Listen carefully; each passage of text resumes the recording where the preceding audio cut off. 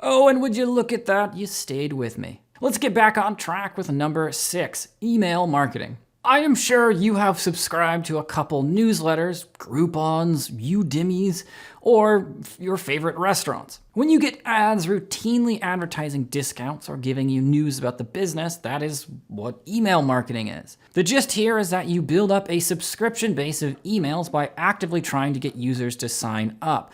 Then you send emails regularly trying to sell your products or services, or just trying to endear yourself to the person receiving the email. True story, go to udemy.com, create a second account, wait 48 hours, they will send you an email with a $10 coupon. Don't tell them I was the one who told you. Now, multi-billion-dollar businesses have been built off email marketing, so don't ignore this channel, especially if you want to emulate Groupon, that flaming ball of trash hurling itself currently towards the earth. Number 7, existing platforms. Now, depending on what you're selling, there may or may not be established platforms or businesses that you can piggyback off of to sell your product. No, I'm not talking about Twitter, which actually falls into a different channel.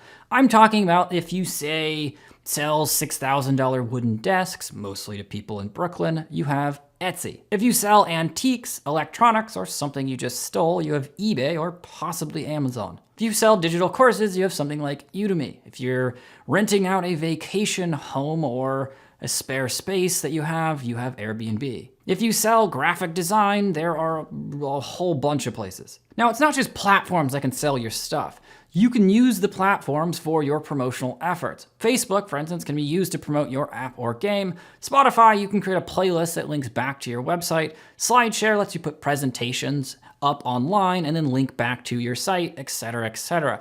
Can you leverage the promotional and community aspects of a different system to bring in traffic for your site? Well, this strategy, which is often compared to being a tick on a dog's collar, I think Gandhi said that, there are still large businesses that have been built this way. Don't ignore it. Number 8, affiliate programs. Affiliate programs are sets of incentives that you make, publish, and then manage to entice affiliates into promoting your product on their own.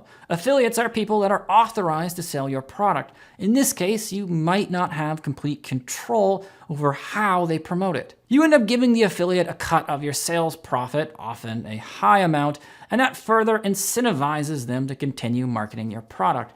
That is, of course, until they find a better deal to sell and they jump ship, usually to porn. Number 9, business development. Business development, often called BDev by the bros, is the process of establishing partnerships and agreements with other companies or startups to either promote each other's products or services or to simply use the product. You find a partner company, website, community, or blog, and you establish a promotional partnership of some sort. Maybe you agree to promote each other's products, commonly referred to as a joint venture, JV. Maybe you share ad space since your groups are complementary, or in the extreme, maybe you combine your products or offer a large discount to your partner's group, or you just sell them a big old contract to your stuff. Number 10, and the last one we're going to cover, targeting blogs. This could honestly be called PR, but in this day and age, it actually needs its own channel.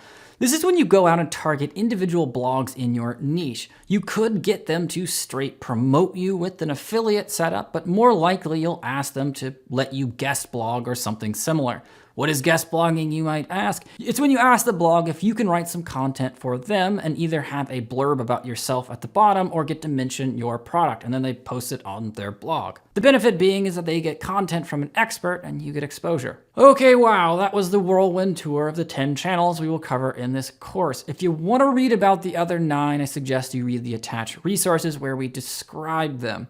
This will help you out in the next section where we talk about building your strategy and which of the 19 fits you and your product specifically. So how is it that a new company gets customers? Well, I mean, every company on the planet has started out at some moment in time with 0 customers. So how did they go from 0 to their first one, and then to their first 100, and then their first 1,000? In this lecture, I'm going to explain how virtually all businesses start out getting their customers, and how we're going to use that exact model as a guide for this course. Now, I'm sure all of you know someone that has started, let's say, a small business. And I mean started, not inherited, not bought, started from scratch. And yes, we are technically talking about people like Richard Branson and Donald Trump who did start their businesses, but I mean, they started it with a couple $100 million in inheritance, which tends to make things easier. Let's use the example of a normal person that has started an online clothing shop. Let's say he likes to design clothes, so it was a natural fit for him. When you look at that business from an outsider's perspective, it appears that they are doing several large things that get them customers. Maybe they're buying and designing magazine ads. Maybe they're putting out flyers. Maybe he has sponsorship somewhere, etc. What you need to understand is that you are looking at this business as it is today.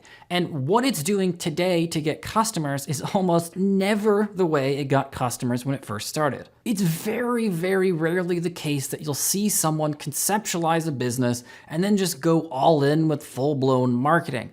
I would say you've never seen a brand new startup make, say, a Super Bowl ad, but I'm sure Silicon Valley has plenty of embarrassing examples. Or I guess I should say you very rarely see successful businesses that do that. When your friend started his clothing shop, he didn't write those magazine ads on day one. He didn't pump out the flyers by the hundreds. He probably did things that were much, much smaller and required more manual effort. And this is no different for you. Your business will go through distinct phases where you get your customers from different sources, means, and different strategies.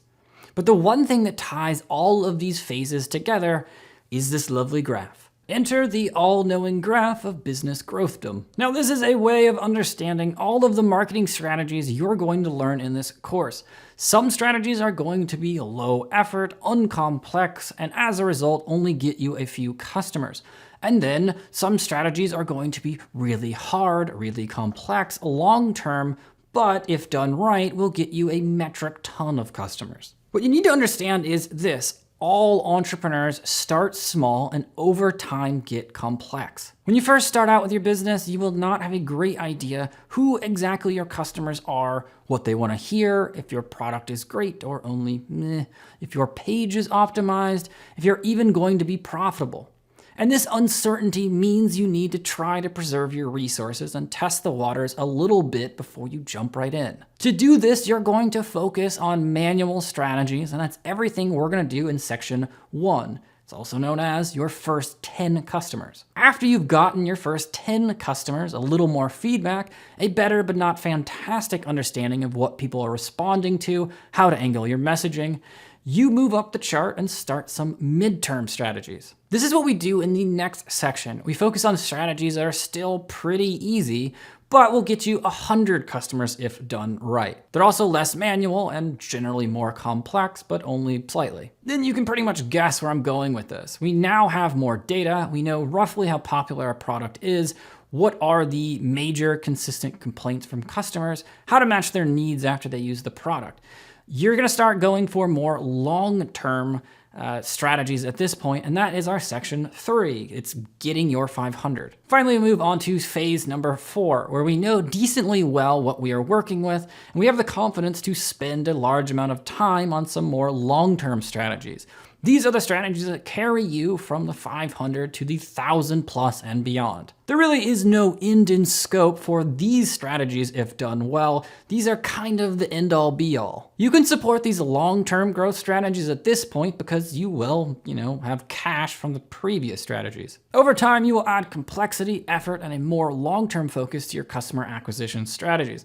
That's how you minimize risk, lower how much money out of pocket you have to pay, and quite frankly, make sure that you have a tight, well-oiled machine that's ready for thousands of customers and won't have any major surprises when you actually go out there and get a big surge in traffic. So that's exactly how our course works. 4 phases, 4 different types of strategies that fit onto this continuum. Now I know some of you might be saying, I don't want to do manual strategies if I'm just going to get rid of them later.